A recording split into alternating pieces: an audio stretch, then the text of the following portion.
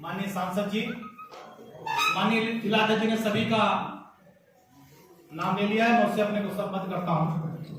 Electronic media, print media, छायाकार बंधुओं, साथियों, आज बहुत ही महत्वपूर्ण मुद्दे पर जिस तरह से कल मिल्कीपुर का उपचुनाव चल रहा था, आदर्श आचार संहिता के तहत उपचुनाव होना था, लेकिन कल जिस तरह से मिल्कीपुर में शासन प्रशासन के द्वारा नंगा नाच किया गया, आदर्श आचार संहिता की धज्जियां उड़ाई गई, यह प्रतीत ही नहीं हुआ कि कहीं पर आदर्श आचार संहिता है। आदर्श आचार संहिता नाम की भी कोई चीज इस आजाद हिंदुस्तान, उत्तर प्रदेश और मिल्कीपुर के उपचुनाव में है, यह कल प्रतीत नहीं हुआ। किस तरह से अधिकारियों की मनमानी चल रही थी, किस तरह से पुलिस के अधिकारी, भारतीय जनता पार्टी के नेता 15-15, 20-20 गाड़ियों काफिलों से आकर बूथों को लूट रहे थे, अंदर जाकर वोट डाल रहे थे, बटन दबा रहे थे। जिन पीठासीन अधिकारियों को भेजा गया था उनका पूरा खुला समर्थन था, बल्कि अगर यह कहा जाए कि पीठासीन अधिकारी खुद ही वोट डाल रहे थे तो यह अतिशयोक्ति या झूठ नहीं होगा। क्या मतलब चुनाव कराने का? क्या मतलब है चुनाव कराने का? क्या मतलब है निर्वाचन आयोग का? अगर इतना ही कराना था, अगर बाहर के गुंडों को बुलाकर, माफियाओं को बुलाकर, अराजक तत्वों को बुलाकर कई गाड़ियों के काफिलों के साथ बूथों को लुटवाना था, प्रशासनिक अधिकारियों से खुद वोट डलवाना था, तो चुनाव करवाने का क्या फायदा? क्या नामांकन की जरूरत थी? क्या जरूरत थी चुनाव की? क्या जरूरत थी वोट डालने की? क्या जरूरत थी मिल्कीपुर के देवपुर जनता से किसी वोट मांगने की? ये सब करना ही नहीं चाहिए। मुझे लगता है कि आजाद हिंदुस्तान में, लोकतंत्र में जिस तरह से विभक्त चेहरा प्रशासन की गुंडाई का देखने को मिला है, यह अयोध्या के इतिहास में काले धब्बे के रूप में जब भी लिखा जाएगा, लिखा जाएगा।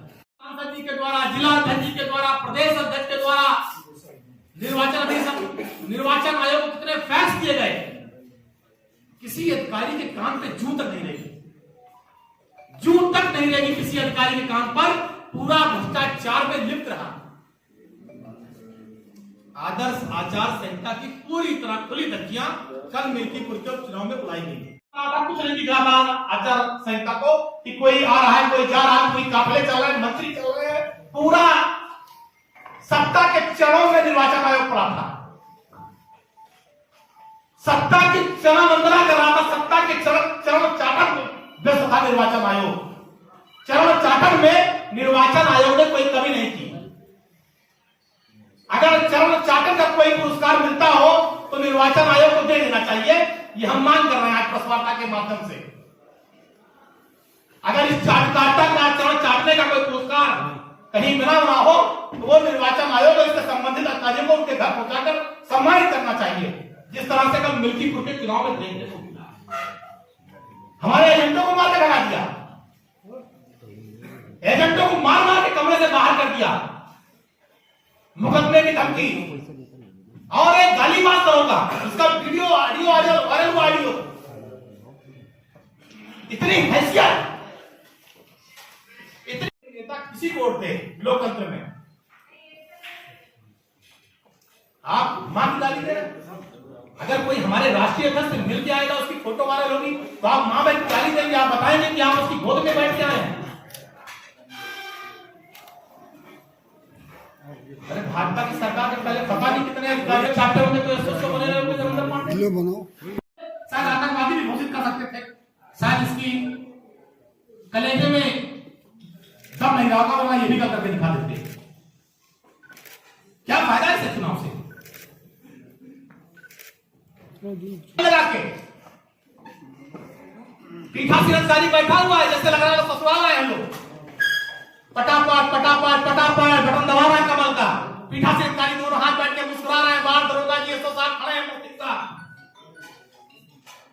लग रहा है ससुराल में स्वागत हो रहा है बरातियों का। क्या मजाक बना दिया पूरे चुनाव में। आदर्श आचार संहिता थी कि पूरा मजाक खिलवाड़ था। क्या फायदा है चुनाव कराने से? क्या फायदा है चुनाव लड़ने से? आप वोट नहीं डालने देंगे, मताधिकार का प्रयोग नहीं करने देंगे। बाबा साहब भीमराव अम्बेडकर ने जो संविधान में अधिकार दिया है, उस संविधान और अधिकार की आप धज्जी उड़ाएंगे।